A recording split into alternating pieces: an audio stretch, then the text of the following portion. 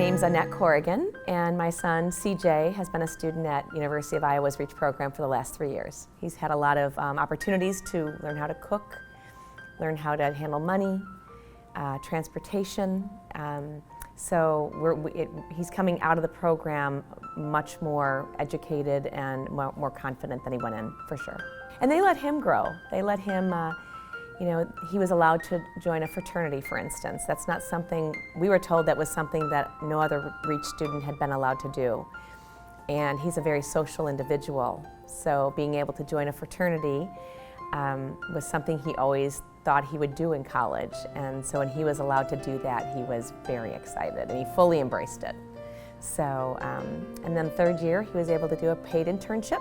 What I thought was wonderful about the program is that they really they knew the students so well, they identified what each student needed or wanted and would thrive in. And they didn't just say, this is our rule, we can't do that for you. They looked at the whole person and what that person needed or and they customized it for, in my opinion, they customized it for my son. The staff cares so much about the kids. They care about the program, of course, but certainly the kids. Sure, my husband and I were both reluctant. We're 3 hours from here. But as I said, in my case, I have a son that's very independent, so I knew he'd be okay, but there were still those concerns. And I think the staff put us at ease. I cried on the way out after dropping him off, of course, like most parents do. And he called me about 15 minutes later while we were on the road, and he was crying. Oh, I'm gonna cry.